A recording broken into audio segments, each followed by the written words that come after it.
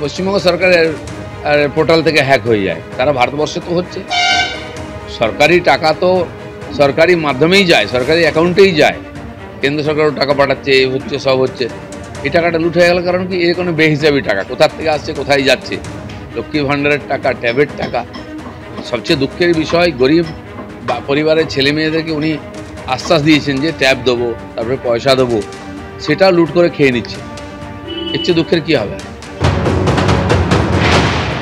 Tab বিষয়টা হচ্ছে আগে কখনো হয়নি, কারণ মমতা বন্দ্যোপাধ্যায় প্রথম চিফ মিনিস্টার যিনি এত লক্ষ ছাত্রছাত্রীকে ট্যাব দিচ্ছেন।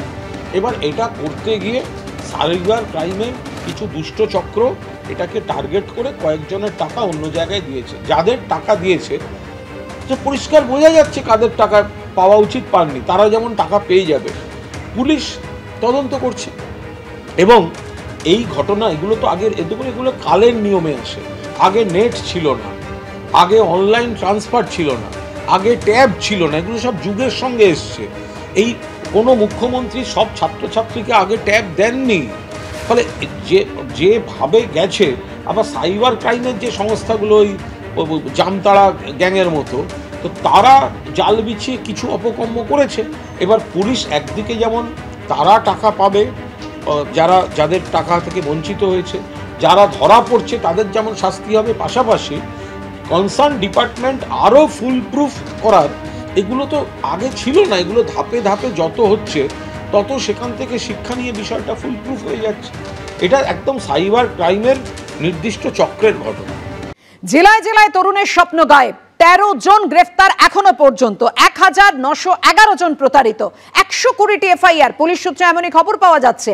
আর এই ট্যাব কেলেঙ্কারিতে যুক্ত থাকার অভিযোগে মালদায় আরো গ্রেফতার। কোথায় কোথায় কিভাবে এই ট্যাব কেলেঙ্কারি, এইভাবে একজন পড়ুয়ার টাকা অন্যজন পড়ুয়ার অ্যাকাউন্টে গিয়ে ঢুকেছে বা অন্য অ্যাকাউন্টে ঢুকেছে, গোটা চক্রটা কিভাবে ছড়িয়ে, সেটাই জানার চেষ্টা করছে পুলিশ। গাজলের এক পড়ুয়ার টাকা বৈষ্ণবনগরে অন্যের অ্যাকাউন্টে, মালদারি বৈষ্ণবনগরের 300 দিঘি থেকে একজন গ্রেফতার, ইসলামপুরে প্রতারণার অভিযোগে কালিম্পং থেকে গ্রেফতার, কালিম্পং এর গরুবাথান থেকে এক অভিযুক্তকে গ্রেফতার করে পুলিশ। অ্যাকাউন্ট ভাড়ার জন্য কত পেয়েছিলে?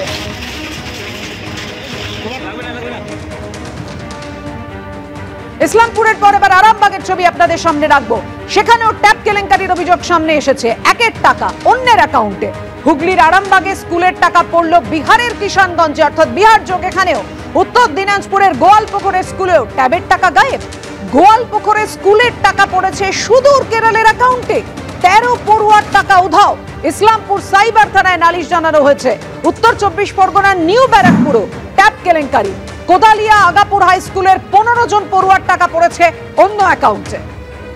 এইভাবেই জেলায় জেলায় ছড়িয়ে ট্যাব কেলেঙ্কারি।